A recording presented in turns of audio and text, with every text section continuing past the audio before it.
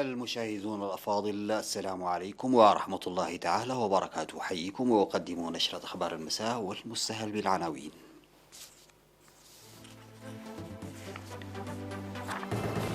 السفير عيسى يسلم رسالة فخامة الرئيس أفورقي إلى الفريق البرهان. وزارة التعليم توزع مستلزمات دراسية في كافة المدارس. استثمار منسق لتطوير النشاط الرياضي في الإقليم الجنوبي. الانقلابيون في غينيا يعلنون حظر تجول في البلاد وتنديد من فرنسا والأمم المتحدة. طالبان تعلن السيطرة الكاملة على وادي بانشير.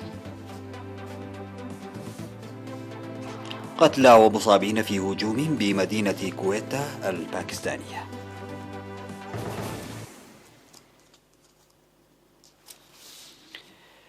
مرحبا بكم.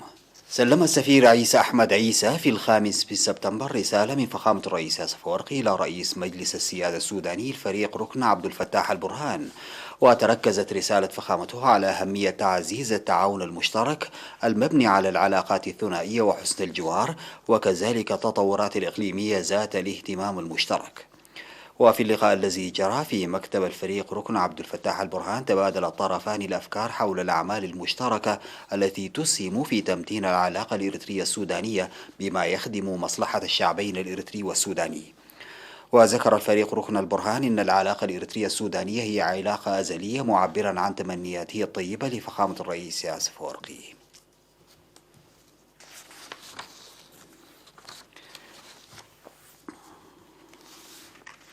شاركت البلاد في الأول والثاني من سبتمبر في مؤتمر جنيف السويسري الوزاري للحد من النفايات البحرية والتلوث البلاستيكي، وكان الهدف من المؤتمر الحد من نفايات منتجات البلاستيك التي ترمى إلى البحر وخلق بيئة لإقرار عقد عالمي مقيد. وألقى سفير إريتريا في كينيا وممثل البلاد في مؤسسة المعاش التابعة للأمم المتحدة السفير بيانر أسوم كلمة ذكر فيها خطورة نفايات منتجات البلاستيك المرمية في المياه والأراضي البرية على التلوث البيئي، داعيا للعمل بجدية لبحث خيارات لا تضر بالبيئة. وأوضح بأن إريتريا وإدراكا منها لمخاطر المنتجات البلاستيكية منعت الأكياس البلاستيكية التي ترمى بعد الاستفادة منها مرة واحدة ولا تذوب بسهولة على مستوى الأقاليم في العام 2002 وعلى مستوى البلاد في عام 2005. وقال إن الدول الجوار لم تصدر قانون مماثل، مما ساهم في دخول الأكياس البلاستيكية إلى البلاد ولو أن الكمية كانت قليلة، وبما أنه لا يمكن تحقيق الهدف المنشود إذا لم تقم الدول بأعمال منسقة، يتطلب ضرورة العمل المشترك والمنسق لإنجاز المهمة بنجاح. وقد شارك في المؤتمر بشكل مباشر وعبر الفيديو الافتراضي القائم بأعمال السفارة الإريترية ومندوب بعثة إريتريا الدائم في جنيف السيد آدم عثمان، والسكرتير الأول في السفارة الإريترية في كينيا السيد غالي كروستوس زرسناي.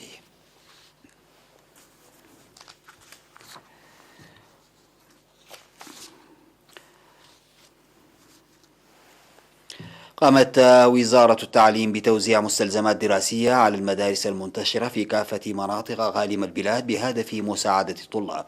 وأوضح المدير العام لقسم الإدارة والمالية في وزارة التعليم السيد جبرهنس حقوس إن المستلزمات الدراسية التي سوف توزع على الطلاب من رياض الأطفال وحتى المرحلة الثانوية بأسعار رمزية تشمل دفاتر تتراوح صفحاتها ما بين 40 إلى 100 صفحة، وأقلام رصاص وأقلام جافة ومساحات ومساطر. كما أوضح السيد جرهنس توزيع المستلزمات على الطلاب المحتاجين مجانا. ودعا السيد جبرهنس المجتمع للوقوف ضد الذين يتاجرون بالمستلزمات الدراسية الموزعة لكونها تسير عكس مصالحه. يذكر بأن وزارة التعليم توزع سنويا المستلزمات الدراسية المستجلبة من الخارج على الطلاب عبر المدارس بأسعار رمزية.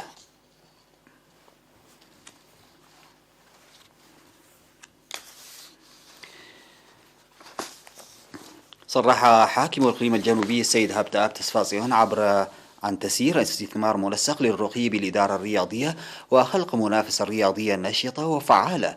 أوضح ذلك في مناسبة تكريم فريق الإقليم الجنوبي لسباق العدو الذي حقق انتصارات باهرة في سباق المضمار الذي استضافته مدينة كرن حاضرة إقليم عنسبة، وسباق صعود الجبال الذي انتظم في مدينة عدقية، وشدد على صقل القدرات الرياضية لتنشئة رياضيين بارعين يحققون إنجازات رياضية على الصعيدين المحلي والعالمي. وقال السيد هبتاب إن تقوية المنافسات الرياضية جزء لا يتجزأ من الهوية الوطنية، مؤكدا بأن إدارته ستقدم الدعم اللازم لبناء رياضيين أكفاء. واستلم 18 رياضيا في برنامج التكريم الذي جرى في 5 سبتمبر، والذين فازوا في السباقين، وكذلك العداء القديم السيد تكو والدكبروم البالغ من العمر 75 عاما تسلموا جوائز مالية. من جانبه ذكر رئيس اتحاد سباق العدو في الإقليم الأستاذ بلاي نور حسين إن نادي سباق العدو بالإقليم يضم عدائين حققوا إنجازات مشهودة على الصعيدين المحلي والدولي لفترة 18 عاما، داعيا لإكمال نواقص المستلزمات الرياضية التي تظهر نادرا لمواصلة الإنجازات المحققة. من جهته قال المدير العام للثقافة والرياضة في الإقليم السيد إبراهيم يوهنس إن استثمار المواطنين والإدارة على تطور النشاط الرياضي ظل يؤتي أكله، لذلك تعمل كافة المديريات للنهوض بالرياضة وخلق فرص لتنشئة رياضيين شباب.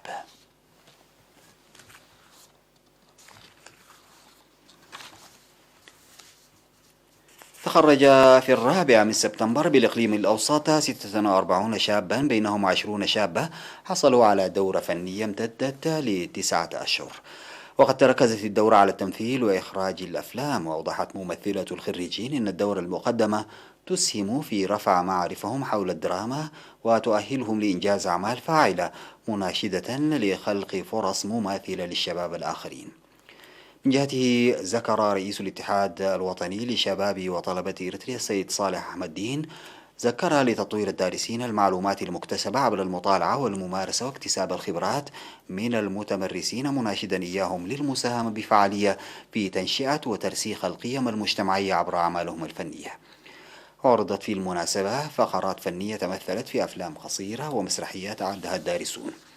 وعلم بأن 598 شابا تلقوا دورات تأهيلية نظمت بالتنسيق بين الاتحاد الوطني لشباب وطلبة إريتريا والكونفدرالية الوطنية لعمال إريتريا والاتحاد الوطني للمرأة الإريترية. وقد تخرج 285 من هؤلاء في الفترة الماضية، فيما سيتخرج الباقون في الأيام القريبة القادمة. بعد الفاصل سيداتي وسادتي أعود بالأخبار الخارجية.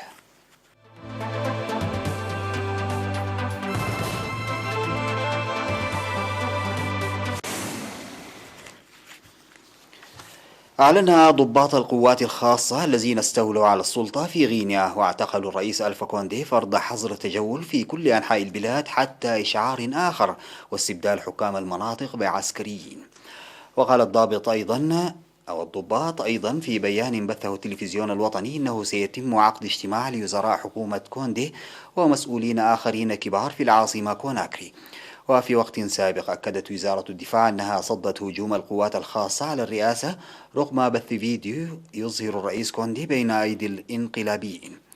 وقال قائد القوات الخاصة الليفتنانت كولونيل مامادي دومبوبا وهو إلى جانب الانقلابيين الذين كانوا يرتدون بزات عسكرية ويحملون السلاح في فيديو أنه تقرر القبض على الرئيس الذي بات حاليا في أيدينا، حل الدستور الساري وحل المؤسسات، وقررنا أيضا حل الحكومة وإغلاق الحدود البرية والجوية.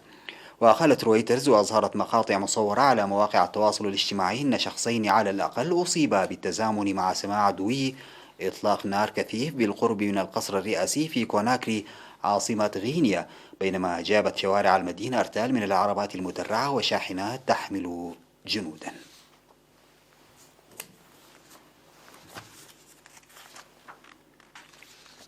أعلنت حركة طالبان السيطرة الكاملة على وادي بانشير، حيث تشكلت مقاومة ضدها منذ سيطرتها على الحكم في أفغانستان منتصف أغسطس، فيما ردت الجبهة الوطنية للمقاومة أن المعركة ضد طالبان في الوادي ستستمر.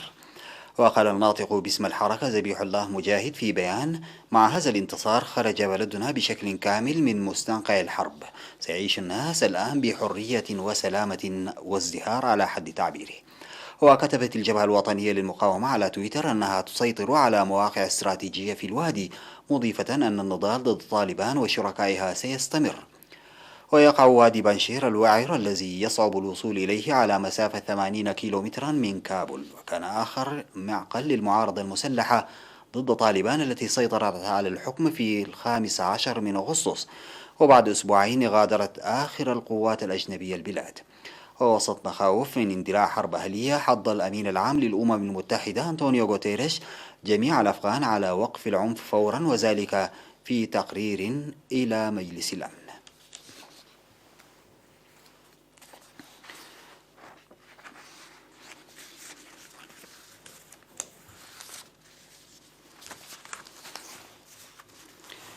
ختاما سيداتي وسادتي لنشرة أخبار المساء، أعود فأذكر بعناوينها.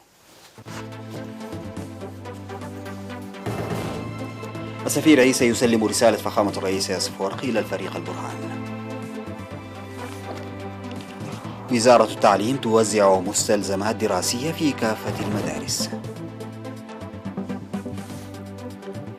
استثمار منسق لتطوير النشاط الرياضي في الإقليم الجنوبي.